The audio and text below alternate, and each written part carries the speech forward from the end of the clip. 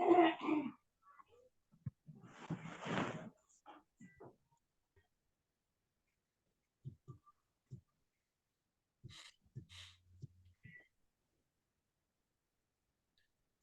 evening, everyone. Good evening, Aarti. Good evening, Soumya. Good evening, Kamini.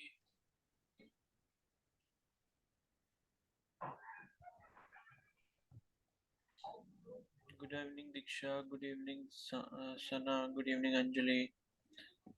Good evening, Sanjana. Good evening, Sandhya. Good evening, Sneha.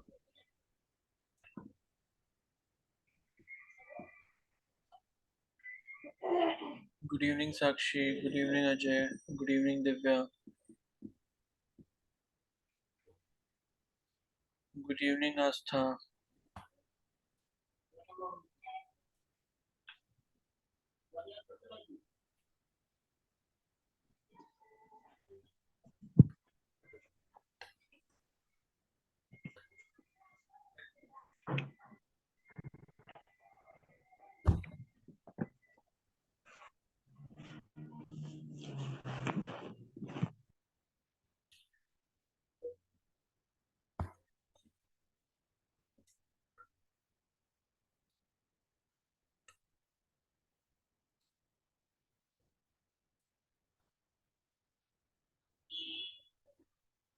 Good evening, Kashish.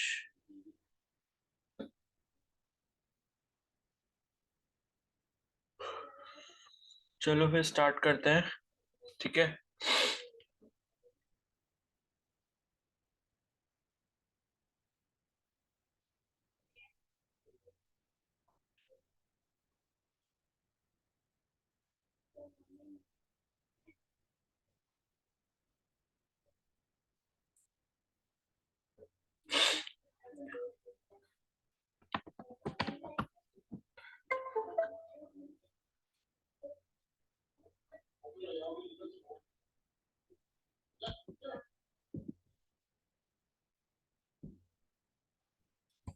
चलो start करें, ठीक है।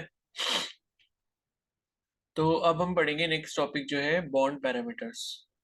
Voice clear है सभी को? Yes, sir. Yes, sir. ठीक है। तो बॉन्ड पैरामीटर्स में हम क्या पढ़ेंगे? बॉन्ड पैरामीटर का मतलब क्या होता है कि जब भी जो मॉलिक्यूल बनता है तो उसके बीच में जो एटम्स बॉन्ड बना रहे होते हैं, तो उन बॉन्ड के जो कुछ कैरेक्टरिस्टिक्स होते हैं, जैसे कि बॉन्ड की लेंथ कितनी है, ठीक है, बॉन्ड की स्ट्रेंथ कितनी है, क्लियर है। तो ऐसे टाइप के कुछ पैरामीटर्स होते हैं जो कि बॉन्ड के कुछ प्रॉपर्टीज को बताते हैं, उन्हें हम बॉन्ड पैरामीटर्स कहते हैं। तो पहले इसमें है बॉन्ड लेंथ, ठीक है। तो बॉन्ड लेंथ जैसे कि नाम से समझ आ रहा है कि भाई दो एटम्स जो होंगे किसी भी एक कंपाउंड में, या उससे ज्यादा भी हो सकते हैं, तो उनके बीच में क्या है, जो आपका बॉन्ड बना है उसकी लंबाई कितनी होगी, ठीक है। तो bond length is defined as the equilibrium distance between the nuclei of two bonded atoms in a molecule, ठीक है। तो बॉन्ड लेंथ का मतलब क्या होता है कि ये इक्विलिब्रियम डिस्टेंस होता है, यानी कि अगर कोई मॉलिक्यूल, ये मतलब बॉन्ड लेंथ हम तभी मेजर करेंगे जब कोई मॉलिक्यूल अपने इक्विलिब्रियम वाले फेज में होगा, यानी कि अनस्टेबल नहीं होगा, स्टेबल होगा। तो उस टाइम पे जो ये आपका इक्विलिब्रियम डिस्टेंस होगा between the nuclei of two bonded atoms in a molecule, यानी कि न्यूक्लियस के बीच में जो डिस्टेंस होता है बॉन्डेड एटम्स के, उसे हम क्या कहते हैं, बॉन्ड लेंथ कहते हैं। तो bond lengths are measured by spectroscopic x ray diffraction and electron diffraction techniques about which you will learn in higher classes. तो ये कुछ टेक्निक्स हैं, जैसे स्पेक्ट्रोस्कोपी हो गई, ठीक है, एक्सरे डिफ्रेक्शन हो गया, ये इलेक्ट्रॉन डिफ्रेक्शन हो गया, इससे हम मेजर कर सकते हैं। Each atom of the bonded pair contributes to the bond length. In the case of a covalent bond, the contribution from each atom is called the covalent radius of atom. ठीक है। तो यहाँ पर जो है in the case of covalent bond, अगर हम covalent bond की बात यहाँ पर कर रहे हैं, the contribution from each atom is called the covalent radius of that atom. मतलब ये है कि बॉन्ड लेंथ जो बन रही है, ठीक है, तो उसमें मतलब हर एटम का जो हिस्सा होगा वो उसकी कोवलेंट रेडियस होगी।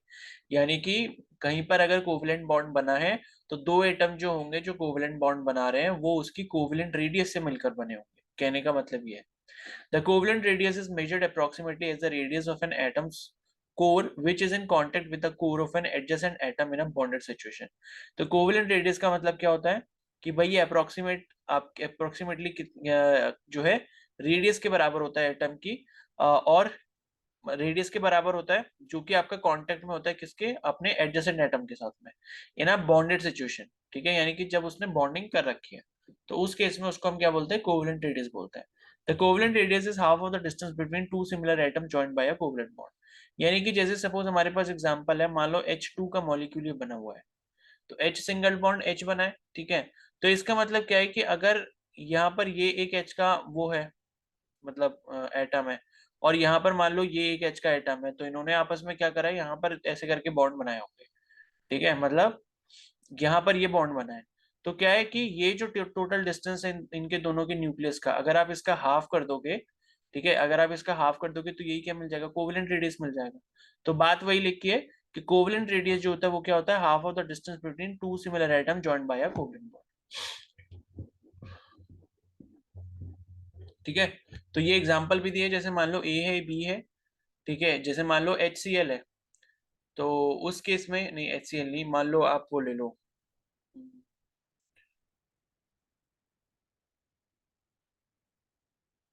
मतलब कोई भी ऐसे आप मॉलिक्यूल ए बी ले लो, ठीक है, जिसमें आपका कोवेलेंट बॉन्ड बना होना चाहिए। तो यहाँ पे जैसे यहाँ पर ए टाइप का एटम है और बी टाइप का एटम है, तो इसकी जो रेडियस है वो क्या हो जाएगी, ए वाले की आर ए हो जाएगी और बी वाले की आर बी हो जाएगी। ठीक है, तो और यही R A plus R B जो वो आपका क्या बन जाएगा, बॉन्ड लेंथ आर बन जाएगा। तो the van der Waals radius represents the overall size of the atom which includes its valence shell in a non bonded situation. तो एक और टाइप की रेडियस होती है, तो अभी तो हमने कोवेलेंट रेडियस देखी, और दूसरी यहाँ पर क्या, वेंडर वॉल्स रेडियस। तो वेंडर वॉल रेडियस का मतलब क्या होता है कि it represents the overall size of the atom which includes its valence shell in a non bonded situation. यानी कि जब किसी एटम ने अगर बॉन्डिंग नहीं की हुई है, तो उस टाइम पे उसका न्यूक्लियस से लेके वैलेंस शेल तक का जो पूरा डिस्टेंस है, उसका जो मेजरमेंट है, उसी को हम क्या कहते हैं, वेंडर वॉल रेडियस कहते हैं। और ये तब होता है जब उसने बॉन्डिंग एटम ने नहीं की होती है, नॉन बॉन्डेड सिचुएशन में। तो further the wonder walls radius is half of the distance between two similar atom in separate molecule in a solid. तो अगर हम सॉलिड की बात करें, तो सॉलिड में मान लो अगर एटम्स अरेंज्ड हैं लाइन में, तो क्या होगा कि दो सिमिलर एटम्स का जो मतलब जो चिपके हुए होंगे आपस में, तो वो एटम्स का जो डिस्टेंस, मतलब जो क्या होगा, हाफ डिस्टेंस होगा बीच का उनका, तो उसी को हम क्या कह देंगे, आपका वंडरवॉल्स रेडियस कह देंगे। तो covalent and van der Waals radius of chlorine are depicted in figure 4.2। तो ये फिगर 4.2 ये आप नीचे देख सकते हो, इसमें इन्होंने बताया हुआ है। तो ये जो है आपको कोवेलेंट और वंडरवॉल्स रेडियस दिख रही है। तो ये आपको समझ कैसे आएगा, ये आप देख सकते हो, ये ऊपर वाले में ये क्लोरीन का एटम हो गया सपोज, और ये क्लोरीन का एटम हो गया। तो क्लोरीन क्लोरीन क्या है, इन्होंने आपस में सपोज अभी बॉन्डिंग करी हुई है, तो इनका जो टोटल डिस्टेंस है, मान लो ये जो लिखा है ये ऊपर 198 पिकोमीटर, तो ये मतलब ये है कि पूरा जो इनका टोटल डिस्टेंस है, उनके हाफ का जो डिस्टेंस होगा, उसी को आप क्या बोलेंगे, मतलब आप कोवेलेंट रेडियस बोलोगे। और वेंडरवॉल्स रेडियस का मतलब ये कि भाई ये जैसे हैं, मतलब ये जो आप डिस्टेंस देख रहे हो, ये वाला 360 पिकोमीटर, इसका जो हाफ हो जाएगा वो आपका 180 पिकोमीटर हो गया, तो ये हो गई आपकी वेंडरवॉल रेडियस। अब कहने का मतलब ये है कि ये दोनों एटम, अगर आप ये वाला देखते हो और ये वाला एटम देखते हो, तो ये क्या है, ये नॉन बॉन्डेड एटम है। तो नॉन बॉन्डेड एटम के बीच का डिस्टेंस अगर आप मेजर करोगे और उसका हाफ करोगे, तो आपको ये आर वी डी डब्ल्यू लिखा है, यानी कि वेंडरवॉल रेडियस मिलेगा। तो टोटल डिस्टेंस इनका सेंटर टू सेंटर कितना हो रहा था, 360 पिकोमीटर होता है, उसका हाफ करा तो आपको वेंडरवॉल रेडियस मिल गई। और अगर आप क्या करते हो कि इनका जो आप डिस्टेंस ले रहे हो वो बॉन्डेड एटम्स के बीच में ले रहे हो, जैसे ये वाला एक एटम है और ये वाला एक एटम है, तो इन दोनों के सेंटर टू सेंटर का जो डिस्टेंस है वो यहाँ लिखा है, जो कि 198 पिकोमीटर है, और इसका जब आप हाफ करते हो तो आपको 99 पिकोमीटर मिलता है, और इसी को हम क्या बोलते हैं, कोवेलेंट रेडियस बोलते हैं। तो इस तरीके से इन्होंने इस फिगर में आपको समझाया हुआ है। तो बस ध्यान ये रखना है कि कोवेलेंट रेडियस का मतलब है बॉन्डेड सिचुएशन से, यानी कि जब उन्होंने बॉन्डिंग कर रखी है तो सेंटर टू सेंटर डिस्टेंस का हाफ कर दोगे तो कोवेलेंट रेडियस मिल जाएगी। और जब बॉन्डिंग नहीं की हुई है किसी सॉलिड में, अगर जो है मतलब एटम्स हैं, सिमिलर एटम्स हैं, तो उनके बीच का जो डिस्टेंस है, सेंटर टू सेंटर का डिस्टेंस, ठीक है, और उसका अगर आप हाफ कर देते हो, तो आपको जो है मिल जाता है क्या, ये वेंडर वॉल्स रेडियस मिल जाता है। और वेंडर वॉल्स रेडियस में आपका न्यूक्लियस से लेके जो वैलेंस शेल है वहां तक का जो है वो इंक्लूड होता है पूरा साइज। ठीक है, तो वेंडर वॉल्स रेडियस में आप देख भी रहोगे कि जब यहां से लेके मतलब जब यहां से लेके यहां तक आपने ये डिस्टेंस मेजर किया और इसका हाफ कर दोगे, तो हाफ जब करोगे तो आपको इतना मिलेगा, मतलब यहां से लेके और यहां तक। तो इसमें क्या है, न्यूक्लियस से लेके कहां तक आ गया, वैलेंस शेल तक पूरा डिस्टेंस आ गया। और जब आप कोवलेंट रेडियस में देखोगे तो कोवलेंट में ऐसा नहीं होगा, कोवलेंट में क्या होगा, सिर्फ न्यूक्लियस से लेके मतलब यहां तक आया इतना, ये बाहर वाला जो ये आउटर शेल दिख रहा है ये इंक्लूड नहीं होगा। तो ये इन दोनों में क्या होता है, डिफरेंस होता है। ठीक है, क्लियर है सभी को? Yes sir. Yes sir. सभी यस को सर। क्लियर हो गया दोनों में difference van der Waals yes radius? Sir.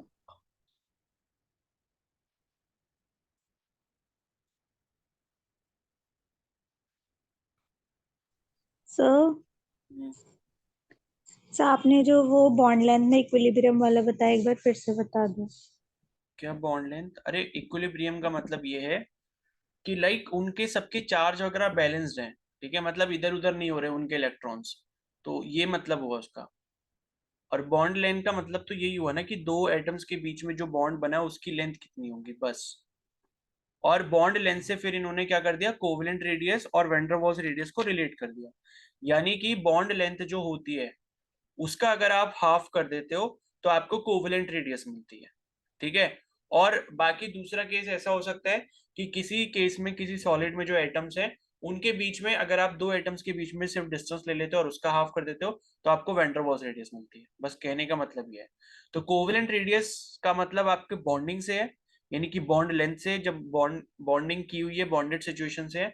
लेकिन वैन डेर वाल रेडियस का जो है नॉन बॉन्डेड सिचुएशन से रिलेशन है, यानी कि उसमें बॉन्डिंग नहीं होगी। ठीक है, ओके सर। चलो।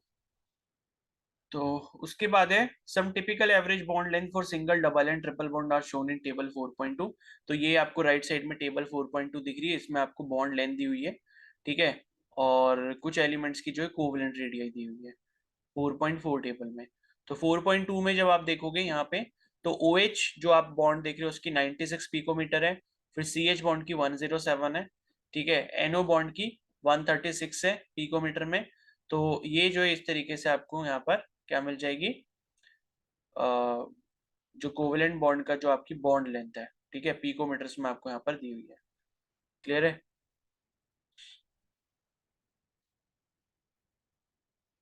और आपको एक चीज और देखनी पड़ेगी कि जैसे मान लो सी और सी आपको यहाँ पर दिया हुआ है, तो इनके बीच में बॉन्ड कैसे, सिंगल बॉन्ड है, तो आपकी जो ये बॉन्ड लेंथ है वो है 154 पिकोमीटर। और अगर मान लो ये सी डबल बॉन्ड सी हो जाता है, यानी कि दो सी के एटम और बीच में इनके सिंगल बॉन्ड के बजाय क्या आ गया, डबल बॉन्ड आ गया, तो यहाँ पर देखोगे कि रेडियस यहाँ पर, वो रेडियस नहीं, बॉन्ड लेंथ यहाँ पर कितनी हो गई, 133 पिकोमीटर हो गई। और सी और सी वापस से अगर आ जाते हैं और इनके बीच में तीन बॉन्ड्स आ जाते हैं, तो इनके बीच की बॉन्ड लेंथ क्या होगी, 120 पिकोमीटर हो जाएगी। तो इससे समझ क्या आ रहा है कि जितने ज्यादा बॉन्ड का नंबर बीच में बढ़ता है उतनी कम यहाँ पर बॉन्ड लेंथ हो जाती है। तो ये लॉजिक सिंपल सा ये है कि भाई जितना ज्यादा नंबर बॉन्ड का बढ़ेगा, यानी कि सिंगल बॉन्ड की बजाय अगर डबल बॉन्ड है या डबल बॉन्ड की बजाय ट्रिपल बॉन्ड है, तो नंबर जैसे ही बॉन्ड का बढ़ता है वहां पे बॉन्डिंग क्या हो जाती है, और ज्यादा स्ट्रांग हो जाती है। अब और ज्यादा स्ट्रांग बॉन्डिंग से होता क्या है कि जो साइज है वो डिक्रीज हो जाता है, मतलब जो एटम्स का साइज है वो डिक्रीज हो जाता है। तो ओवरऑल हम ये बोल सकते हैं कि बॉन्ड लेंथ का जो साइज है वो यहाँ पर डिक्रीज हो जाता है। ठीक है। तो इस तरीके से होता है। और बाकी कोवलेंट रेडियाई भी इन्होंने दी हुई है, ठीक है, तो वो तो छोड़ो पे, ऐसे ये टेबल इतनी कुछ काम की नहीं है। तो बस ये थोड़ा सा रीजन था, वो मैंने आपको इंपॉर्टेंट बता दिया। अब नेक्स्ट यहाँ पे जो बॉन्ड पैरामीटर है वो है बॉन्ड एंगल। तो बॉन्ड एंगल का मतलब होता है कि लाइक जो भी बॉन्ड्स बन रहे हैं उनके बीच में एंगल कितना है। जैसे यहाँ पर नीचे एग्जाम्पल आपको दिया है वाटर का, तो वाटर दिया है ये H2O, और H2O के बीच में आप यहाँ पर एंगल देख रहे हो कितना बना हुआ है, 104.5 डिग्रीज का बना हुआ है। ठीक है। तो इसी को हम क्या बोलते हैं, बॉन्ड एंगल बोलते हैं। So it is defined as the angle between the orbitals containing bonding electron pair around the central atom in a molecule या complex ion। तो ये जो आपका एंगल होता है किस किस के बीच में होता है, बिटवीन दी ऑर्बिटल्स। ऑर्बिटल्स में क्या होते हैं, आपके इलेक्ट्रॉन होते हैं। और कौन से वाले इलेक्ट्रॉन, बॉन्डिंग इलेक्ट्रॉन पेयर, यानी कि जिनके साथ, मतलब ऑक्सीजन के ऐसे ऑर्बिटल जिनके साथ हाइड्रोजन के मतलब जो इलेक्ट्रॉन है उन्होंने बॉन्डिंग करी होगी। ठीक है, around the central atom in a molecule या कॉम्प्लेक्स आयन। तो bond angle is expressed in degree which can be experimentally determined by spectroscopic method. तो स्पेक्ट्रोस्कोपी से इसे भी ढूंढ सकते हैं। It gives some idea regarding the distribution of orbitals regarding the around the central atom in a molecule a complex ion and hence it helps us in determining its shape। तो ये जो angle होता है, angle से basically हमें shape के बारे में आइडिया पता चलता है कि इसकी शेप जो है कैसी होगी। ठीक है, शेप के बारे में हम आगे भी पढ़ेंगे। For example HOH bond in water can be represented as under. तो HOH बॉन्ड में जो है आपका एंगल जो है वो 104.5 डिग्री के आसपास होता है। ठीक है, तो ये तो सिंपल सही है। और उसके बाद नेक्स्ट है यहाँ पर बॉन्ड एंथैल्पी। तो बॉन्ड एंथैल्पी का मतलब ये होता है कि बॉन्ड के अंदर एनर्जी कितनी है, यानी कि बॉन्ड को अगर आप तोड़ोगे तो उसको तोड़ने में कितनी एनर्जी लगेगी, उस चीज को हम क्या कहते हैं, बॉन्ड एंथैल्पी कहते हैं। तो it is defined as the amount of energy required to break 1 mole of bonds of a particular type between two atoms in a gaseous state। यानी कि आपने क्या करा कि कोई भी आपने मान लो कंपाउंड ले लिया एंड उस कंपाउंड के बीच में क्या है, बॉन्ड है। या मान लो आपने क्या लिया, H2 का मॉलिक्यूल ले लिया या F2 का मॉलिक्यूल ले लिया और उसके बीच का बॉन्ड आप क्या कर रहे हो, ब्रेक कर रहे हो। कितनी क्वांटिटी का, 1 मोल क्वांटिटी का। और उनको क्या कर दे रहे हो, उसमें से एटम्स को अलग अलग कर दे रहे हो उनकी गैसेस स्टेट तक। तो उसमें जो एनर्जी का अमाउंट इन्वॉल्व होता है उसे हम क्या कहते हैं, बॉन्ड एंथैल्पी। ठीक है, the unit of bond enthalpy is kilo joule per mole. तो जितनी अमाउंट ऑफ एनर्जी दे रहे होगे किलो जूल 1 मोल को तोड़ने में, इस वजह से इसकी जो यूनिट हो गई क्या हो गई, किलो जूल पर मोल हो गई। For example the HH bond enthalpy in hydrogen molecule is 435.8 kilo joule per mole. तो हाइड्रोजन मॉलिक्यूल यानी कि H2 में जो आपका H सिंगल बॉन्ड H होता है उसको तोड़ने के लिए 435.8 किलो जूल पर मोल की एनर्जी आपको देनी पड़ती है। तो इसको इस तरीके से आप रिप्रेजेंट कर सकते हो। ठीक है, उसी तरीके से यहाँ पर ऑक्सीजन की दी हुई है। O2 जो आपका बनता है O डबल बॉन्ड O, इसको अगर आप ऑक्सीजन ऑक्सीजन एटम में चेंज करना चाहो तो 498 किलो जूल पर मोल की एनर्जी लगती है। और उसी तरीके से यहाँ पर N ट्रिपल बॉन्ड N की दे रखी है जो कि 946.0 किलो जूल पर मोल है। तो अब आप यहाँ पर भी ये देख रहे होगे कि ये H सिंगल बॉन्ड H था, ये O डबल बॉन्ड O था और ये N ट्रिपल बॉन्ड N था। यानी कि जैसे जैसे बॉन्ड का नंबर बढ़ता जा रहा है वैसे वैसे आपकी बॉन्ड एंथैल्पी बढ़ रही है। तो कहने का मतलब है कि सिंगल बॉन्ड डबल बॉन्ड के कंपैरिजन में थोड़ा वीक होता है, इसलिए उसको तोड़ने में कम एनर्जी लगती है। और जो डबल बॉन्ड होता है वो ट्रिपल बॉन्ड के कंपैरिजन में थोड़ा वीक होता है, तो उसको ट्रिपल बॉन्ड के कंपैरिजन में तोड़ने में कम एनर्जी लगती है। तो सबसे ज्यादा जो बॉन्ड एंथैल्पी होती है वो ट्रिपल बॉन्ड की होती है as compare to double bond. और डबल बॉन्ड की ज्यादा होती है बॉन्ड एंथैल्पी किससे, सिंगल बॉन्ड से। ठीक है, तो it is important that larger the bond association enthalpy stronger will be the bond in the molecule. यानी कि जितनी ज्यादा आपको एनर्जी देनी पड़ेगी उतना ज्यादा वो स्ट्रॉन्ग बॉन्ड होगा किसी भी मॉलिक्यूल में। For a heteronuclear diatomic molecules like HCl we have HCl, मतलब HCl को जब हम तोड़ेंगे तो हमें यहाँ पर इतनी देनी पड़ेगी। हेटेरोएटॉमिक मॉलिक्यूल की बात कर रहे हैं। ठीक है, तो इससे थोड़ा सा आपको ये भी पता लग रहा होगा कि भाई होमोएटॉमिक मॉलिक्यूल्स जो होते हैं, होमोएटॉमिक का मतलब जिनमें सेम एटम्स हो, जैसे HH है H2 में, O2 में OO है और N2 में NN है, तो उनकी थोड़ी ज्यादा रहती है एज कम्पेयर टू हेटेरोएटॉमिक मॉलिक्यूल। क्योंकि हेटेरोएटॉमिक में HCl की 431 है, ठीक है, जहां पे H2 मॉलिक्यूल की 435.8 थी। तो in case of polyatomic molecule the measurement of bond strength is more complicated. ठीक है, for example in case of H2 molecule the enthalpy needed to break the OH bond is not the same. तो क्या है कि मान लो अगर मतलब हम कोई भी क्या लेते हैं, पॉलीएटॉमिक मॉलिक्यूल लेते हैं। पॉलीएटॉमिक मतलब जिसमें एक से ज्यादा टाइप के मॉलिक्यूल्स हो, जैसे कि मतलब एक से ज्यादा टाइप के एटम हो, जैसे H2O। तो H2O में दो टाइप के एटम है, एक तो आपका हाइड्रोजन है और एक आपका ऑक्सीजन है।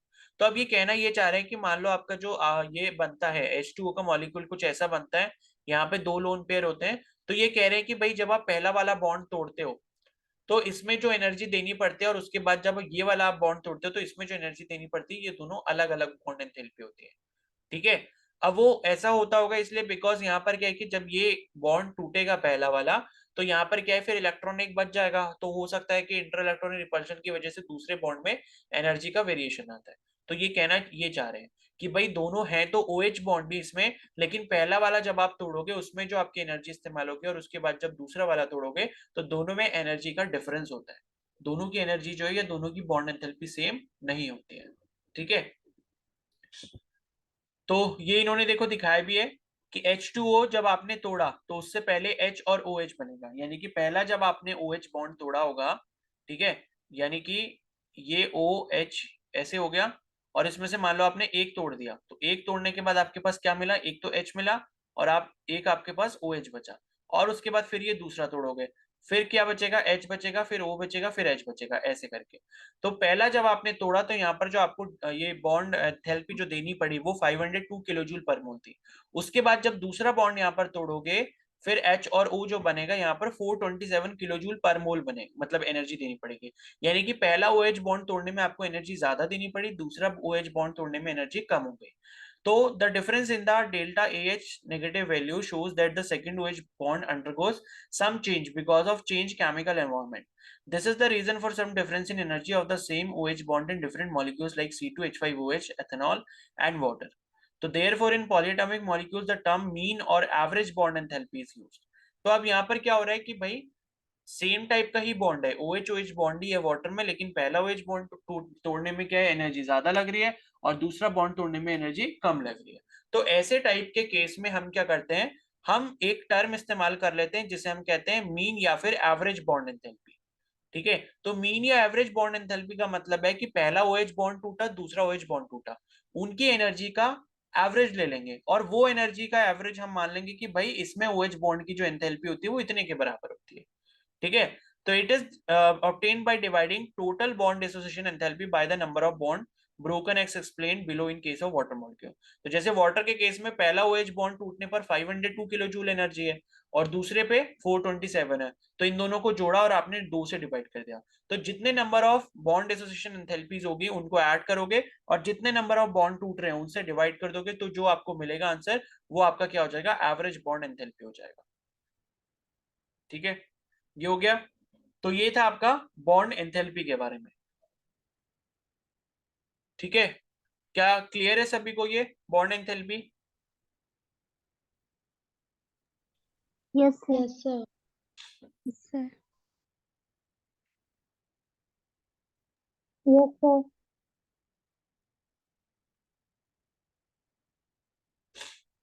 ठीक है, अब नेक्स्ट है बॉन्ड ऑर्डर। तो बॉन्ड ऑर्डर का मतलब होता है कि भाई नंबर कितने हैं बॉन्ड्स के। ठीक है, बॉन्ड ऑर्डर मतलब कितने नंबर ऑफ बॉन्ड है। तो in the Lewis description of covalent bond the bond order is given by the number of bonds between the two atoms in a molecule. यानी कि दो एटम्स के बीच में टोटल नंबर ऑफ बॉन्ड्स जो present होंगे, यानी कि एक बॉन्ड प्रेजेंट है, दो बॉन्ड प्रेजेंट है, या तीन बॉन्ड प्रेजेंट है। ठीक है, सिंगल बॉन्ड है, डबल बॉन्ड है, ट्रिपल बॉन्ड है, उसी को हम क्या कहते हैं, बॉन्ड ऑर्डर कहते हैं। ठीक है, the bond order for example in H2 की अगर हम बात करें तो यहाँ पर क्या सिंगल बॉन्ड होता है, तो यहाँ पर आपका बॉन्ड ऑर्डर कितना हो गया, 1 हो गया। O2 की अगर हम बात करें तो यहाँ पर डबल बॉन्ड होता है दो O के बीच में, तो यहाँ पर कितने हो गए, दो बॉन्ड्स हो गए, यानी कि दो बॉन्ड ऑर्डर हो गया। और N2 यानी कि डाई नाइट्रोजन की बात करें तो उसमें तीन बॉन्ड्स होते हैं बीच में, तो वहां पर बॉन्ड ऑर्डर कितना हो गया, 3 हो गया। तो वही लिखा है कि 1 2 3, तो हाइड्रोजन में H2 में 1 हो गया बॉन्ड ऑर्डर, O2 में 2 हो गया, और N2 में 3 हो गया। Similarly in CO carbon monoxide 3 shared electron pairs between C and O। तो C और O के बीच में जो है 3 इलेक्ट्रॉन पेयर होते हैं, इस वजह से इसका जो बॉन्ड ऑर्डर है वो कितना हो गया, 3 हो गया। और N2 की बात करें तो यहाँ पर इसका बॉन्ड ऑर्डर कितना हो गया, 3 हो गया। और यहाँ पर इसका जो ये बॉन्ड एसोसिएशन एंथैल्पी जो दी है या बॉन्ड एंथैल्पी जो दी है वो आपको इतनी दी है, 946 किलो जूल पर मोल। ठीक है, तो ये जो सिंबल यहाँ लिखा है ना, इसको भी ध्यान रख लो। ये जो सिंबल अभी आपने पढ़ा है जो कि ऐसे करके लिखा हुआ है ना, ये डेल्टा AH नेगेटिव, तो ये इसका मतलब क्या होता है, बॉन्ड एंथैल्पी होता है, यानी कि बॉन्ड को तोड़ने के लिए जो एनर्जी लग रही है उसको इस सिंबल से डिनोट करेंगे। ठीक है, तो isoelectronic molecules and ions have identical bond order, for example F2 and O2 negative, O2 2 negative have bond order 1। तो ये कह रहे हैं कि भाई आइसो इलेक्ट्रॉनिक मॉलिक्यूल जो होते हैं, मतलब जिसमें इलेक्ट्रॉन का नंबर सेम होता है, या फिर जो आयंस होते हैं और उनके पास क्या होता है, आइडेंटिकल बॉन्ड ऑर्डर होता है। For example F2 and O2 2 negative, कैसे हो रहा है, क्योंकि F2 अगर आप लेते हो तो F2 का मतलब है कि एक F के अंदर टोटल नंबर ऑफ इलेक्ट्रॉन कितने होते हैं, 9 होते हैं, तो 9 इंटू 2 करोगे तो टोटल कितने हो गए, 18 हो गए।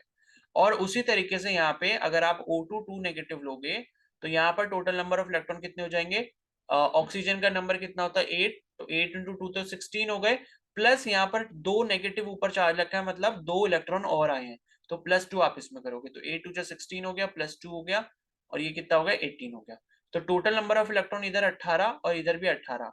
तो ये कह रहे हैं कि जो भी आइसो इलेक्ट्रॉनिक स्पीशीज होते हैं उनके बीच में बॉन्ड ऑर्डर जो होता है वो सेम बनता है। ठीक है। तो F2 और O2 टू नेगेटिव में बॉन्ड ऑर्डर कितना हो गया, 1 हो गया। इसी तरीके से N2 कार्बन मोनोऑक्साइड और NO प्लस में बॉन्ड ऑर्डर जो होता है वो 3 होता है। कहने का मतलब ये है, ठीक है। तो a general relation correlation useful for understanding the stabilities of molecule is that with increase in bond order bond enthalpy increases and bond length decreases। तो यहाँ पर ये लाइन काफी इंपॉर्टेंट है कि भाई बॉन्ड ऑर्डर बढ़ेगा यानी कि नंबर ऑफ बॉन्ड जैसे जैसे बढ़ेंगे बॉन्ड की स्ट्रेंथ उतनी बढ़ेगी, बॉन्ड बॉन्ड उतना ज्यादा स्ट्रांग होगा। इसका मतलब है बॉन्ड की एंथैल्पी बढ़ेगी यानी कि बॉन्ड को तोड़ने में एनर्जी का इस्तेमाल ज्यादा होगा। और बॉन्ड की जो लेंथ है वो क्या होगी, डिक्रीज होगी, क्योंकि बॉन्ड जितना ज्यादा स्ट्रांग होगा एटम्स उतने पास आ जाएंगे एक दूसरे के, जिस वजह से बॉन्ड की जो लेंथ है वो क्या होगी, डिक्रीज हो जाएगी। ठीक है। अब यहाँ पर मैं आपको एक वो चीज बता दूं, लाइक वो कल रह गया था या परसों जो हम उसको डिस्कस कर रहे थे ना, ठीक है। यहाँ पे हमारे एक दो स्ट्रक्चर्स रह गए थे, उनको देख लो, ठीक है। एक तो कार्बन मोनोऑक्साइड का था और NO2 1 नेगेटिव का था, तो उसको एक बार मैं आपको बता दे रहा हूँ। तो कार्बन मोनोऑक्साइड का जो हम लोग स्ट्रक्चर बना रहे थे, तो वो ये स्ट्रक्चर बनता कैसे बेसिकली। तो कार्बन के हमने देखे थे भाई, कार्बन के जो टोटल नंबर ऑफ इलेक्ट्रॉन होते हैं कितने होते हैं, 4 होते हैं। और ऑक्सीजन के जो टोटल नंबर ऑफ इलेक्ट्रॉन होते हैं वो कितने होते हैं, 1 2, फिर उसके बाद 3 4 5 6। तो 6 आपके जो है वो आपके ऑक्सीजन के वैलेंस इलेक्ट्रॉन होते हैं। अब यहाँ पर होता क्या है कि ऑक्सीजन तो क्या करता है, इस तरीके से अपना ऑक्टेट कंप्लीट कर लेता है, यानी कि कार्बन के साथ ये 2 की शेयरिंग इसने करी तो कंप्लीट हो गया। लेकिन यहाँ पर क्या है कि ऑक्सीजन के ऊपर मतलब इलेक्ट्रॉन्स फ्री पड़े हुए हैं और कार्बन के पास अभी 4 ही हैं, और कार्बन को चाहिए और कितने, कार्बन को 4 और चाहिए। ठीक है। तो दो तो ये वाले इसने शेयर कर लिए, कौन से वाले, ये वाले जो थे, मतलब ये वाले और ये वाले, तो दो तो इसने शेयर कर लिए, मतलब कार्बन के पास अभी 6 हो गए। क्योंकि ऑक्सीजन ने अगर 2 की शेयरिंग कार्बन के साथ की तो कार्बन ने भी 2 की शेयरिंग ऑक्सीजन के साथ कर ली।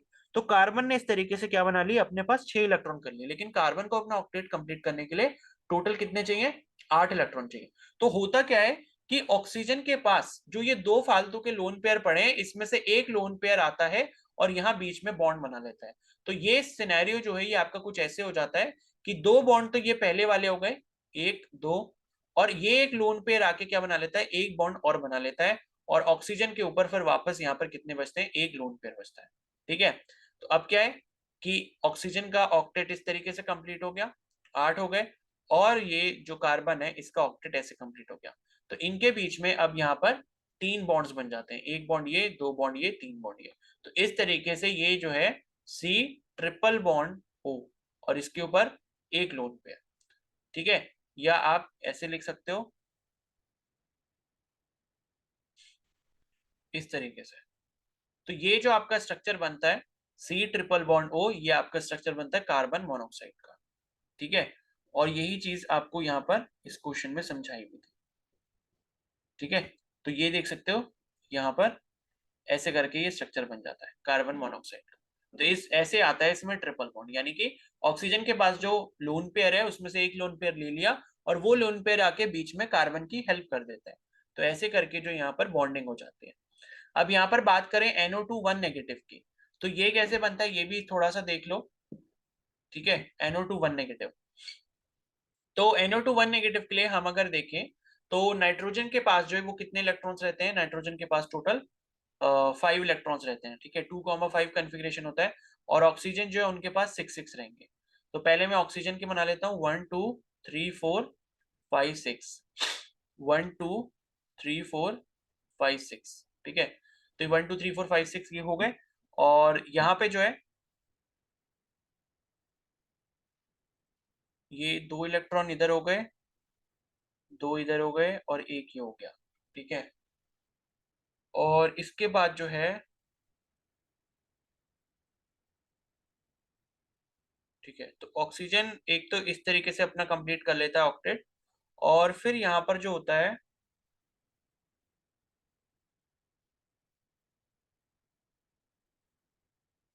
दो दो 4 और दो 6 और दो 8।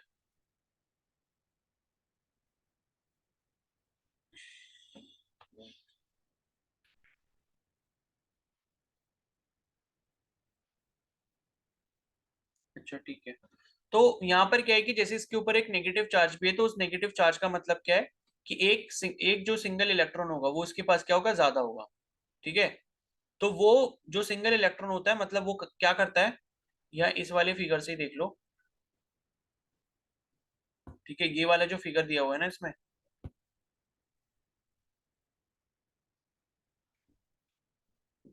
ठीक है, तो ये आपको फिगर दिया है। जैसे ये आप ऑक्सीजन देखोगे, इधर वाले ऑक्सीजन में 6 है और इधर वाले ऑक्सीजन में भी 6 है, और नाइट्रोजन के ऊपर टोटल कितने हो गए, 6 हो गए, क्योंकि 5 तो उसके खुद के थे और ये जो एक ऊपर नेगेटिव चार्ज इसके ऊपर लगा है NO2 1 नेगेटिव के ऊपर, तो इसकी वजह से क्या हो गए, इसके भी 6 हो गए। अब ये जो नाइट्रोजन है बेसिकली करता क्या है कि मतलब ये एक ऑक्सीजन के साथ एट अ टाइम 2 बॉन्ड्स बना रहा होता है। यानी कि मान लो ये वाला जो आप पहला डायग्राम देख रहे हो, तो ये इस केस में ये जो नाइट्रोजन है, नाइट्रोजन क्या कर रहा है, ये जो फर्स्ट वाला ऑक्सीजन है इसके साथ डबल बॉन्ड बना रहा है। तो ये इसने शेयरिंग की, मतलब ये जो आप बीच में देख रहे हो ये दो दो इलेक्ट्रॉन्स जो यहाँ पर है, ठीक है, तो यहाँ पर एक डबल बॉन्ड बनाता है। और बाकी क्या होता है यहाँ पे कि ये जो दूसरा वाला, मतलब ये जो नाइट्रोजन के ऊपर ये वाला जो एक ये पेयर बचा है, एक जो लोन पेयर है, ये लोन पेयर क्या करता है, ये दूसरे वाले ऑक्सीजन के साथ सिंगल बॉन्ड बना लेता है। ठीक है, तो इस तरीके से नाइट्रोजन के क्या हुआ कि एक लोन पेयर ने तो ऑक्सीजन के एक लोन, मतलब ऑक्सीजन के 2 इलेक्ट्रॉन्स के साथ क्या बना लिया, डबल बॉन्ड बना लिया। तो एक तो नाइट्रोजन ये काम करता है, नाइट्रोजन के ऊपर एक जो एक्स्ट्रा लोन पेयर है उससे क्या करता है, वो बीच में बॉन्ड बना लेता है। लेकिन दूसरे वाले ऑक्सीजन के यहाँ पर जो है इलेक्ट्रॉन्स को नहीं छेड़ा जाता। ठीक है, क्योंकि ऑक्सीजन अपने इलेक्ट्रॉन से अगर बनाएगा, मान लो एक से ज्यादा बनाएगा, तो नाइट्रोजन पे जो है वो ज्यादा हो जाएंगे, क्योंकि नाइट्रोजन को अपना ऑक्टेट कंप्लीट करना है। तो यहाँ पे क्या है, तो यहाँ पे ये हुआ कि ये वाला जो नाइट्रोजन है, मतलब ये वाला जो ऑक्सीजन है, ऑक्सीजन ने जब यहाँ पर डबल बॉन्ड बनाया, तो डबल बॉन्ड बनाते इसके ऑक्सीजन के 8 हो गए टोटल। और ये वाला ऑक्सीजन जब आप देखोगे तो ऑक्सीजन के ऊपर आपको 3 लोन पेयर दिख रहे हैं, मतलब 6 इलेक्ट्रॉन दिख रहे हैं, और एक इसने सिंगल बॉन्ड बना लिया जिसमें 2 इलेक्ट्रॉन है, क्योंकि एक बॉन्ड का मतलब कितने, 2 इलेक्ट्रॉन, तो इसके भी 6 और 2 8 हो गए। और अगर यहाँ पर आप नाइट्रोजन की बात करोगे, तो नाइट्रोजन के केस में 2 इलेक्ट्रॉन तो ऊपर दिख रहे हैं, 2 ये हो गए, और बाकी 4 इधर से हो गए, क्योंकि ये 2 बॉन्ड है मतलब 4 इलेक्ट्रॉन, तो 6 हो गए, और बाकी एक बॉन्ड ये वाला है, तो 6 और 2 टोटल कितने हो गए, 8 हो गए। तो इस तरीके से जो है NO2 1 नेगेटिव का स्ट्रक्चर बन जाता है। ठीक है, तो ये थोड़ा डिफरेंट है और इसी वजह से ये एग्जाम में भी पूछा जा सकता है। तो बेसिकली हुआ क्या कि नाइट्रोजन ने अपना इलेक्ट्रॉन का एक पेयर इस्तेमाल करके एक दूसरे ऑक्सीजन के साथ क्या बना लिया, बॉन्ड बना लिया, और पहले वाले ऑक्सीजन के साथ उसने 2 इलेक्ट्रॉन का इस्तेमाल करके शेयरिंग करके डबल बॉन्ड बना लिया। ठीक है, मतलब ये है कि बीच वाले नाइट्रोजन ने एक तरीके से दूसरे वाले एक ऑक्सीजन को अपना लोन पेयर डोनेट जैसा किया, और डोनेट जो किया मतलब उसी से क्या बना लिया, उसने एक सिंगल बॉन्ड बना लिया। ठीक है, तो ये स्ट्रक्चर जो है वो आप थोड़ा सा ध्यान रखना। क्लियर है ये सभी को? Yes sir. Yes sir. Yes yes sir. Sir.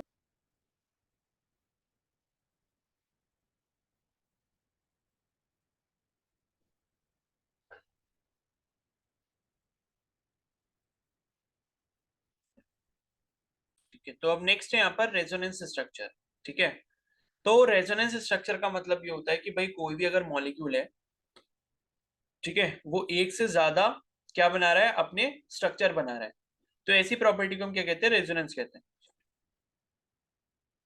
So it is often observed that a single Lewis structure is inadequate for the representation of a molecule in conformity with its experimentally determined parameter. ठीक है, तो क्या होता है कि कई बार एक molecule को हम एक सिंगल स्ट्रक्चर से एक्सप्लेन नहीं कर सकते। ठीक है, तो कई बार क्या होता है, एक से ज्यादा पॉसिबल स्ट्रक्चर्स जो होते हैं वो हो जाते हैं, तो उसी कंडीशन को हम क्या बोलते हैं, रेजोनेंस बोलते हैं।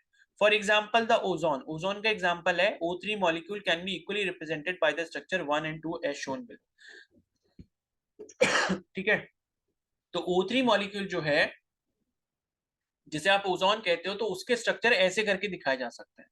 तो यहाँ पर क्या हो रहा है, ये जो 3 ऑक्सीजन है, 3 ऑक्सीजन में ये वाला एक सिंगल बॉन्ड है और ये वाला एक डबल बॉन्ड है।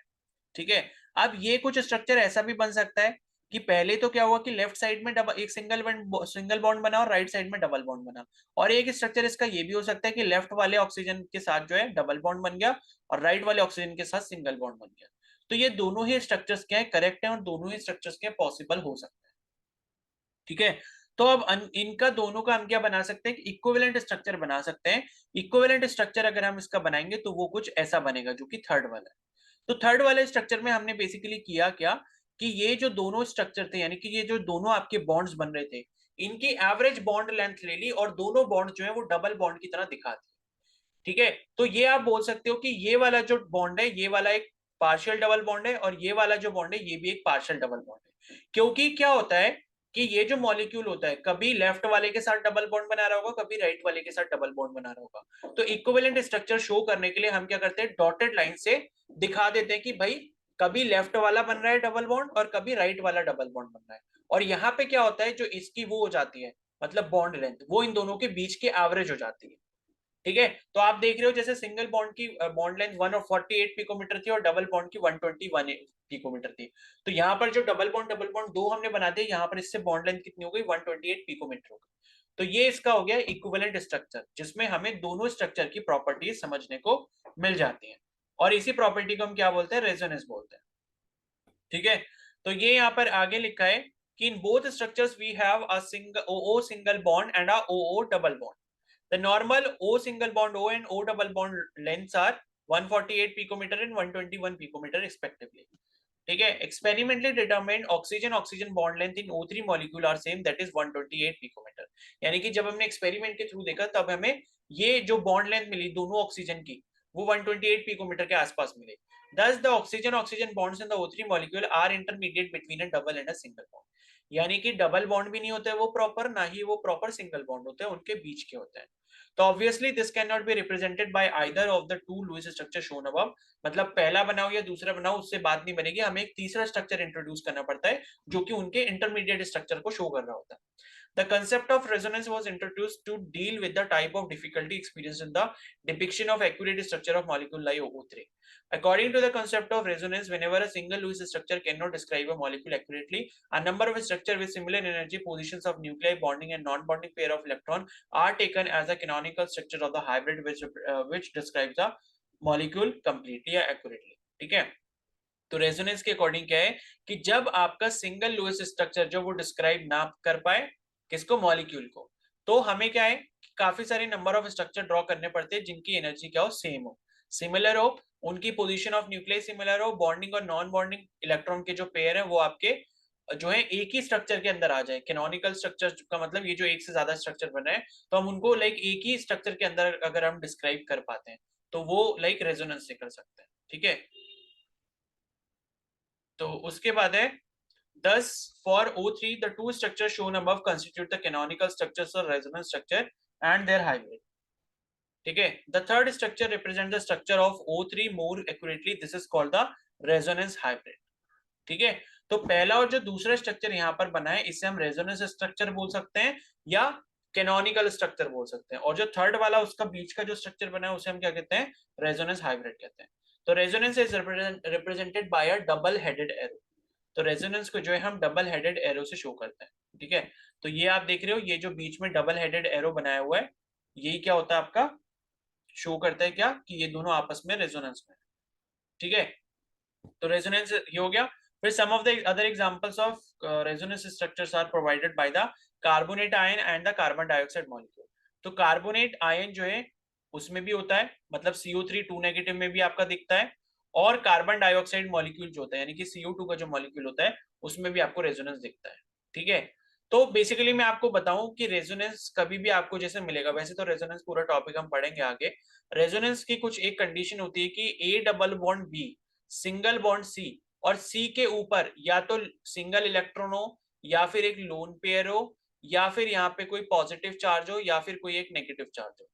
अगर कहीं पर भी कुछ ऐसी कंडीशन दिखती तो वहां पर जनरली हमें रेजोनेंस देखने को मिलता है। यानी कि मान लो किसी में भी अगर मिनिमम ये वाला स्ट्रक्चर मिल जाए कि A double bond B single bond C के ऊपर सिंगल इलेक्ट्रॉन लोन पेयर या पॉजिटिव चार्ज या नेगेटिव चार्ज, तो उस केस में क्या होता है, रेजोनेंस प्रॉपर्टी शो होती है। जैसे CO3 2 नेगेटिव की अगर मैं बात करता हूँ, ठीक है, तो यहाँ पर CO3 2 नेगेटिव में भी जो हमने स्ट्रक्चर बनाया था तो ऊपर बना होगा वो, ठीक है, चलो कार्बन मोनोऑक्साइड ले लो या कार्बन डाइऑक्साइड ले लो, तो ये आपका कुछ ऐसा स्ट्रक्चर था। ठीक है, और यहाँ पे क्या है, O के ऊपर क्या होता है, लोन पेयर होता है। तो यहाँ पे क्या है कि A डबल बॉन्ड B और B के बाद मतलब डबल बॉन्ड भी हो सकता है।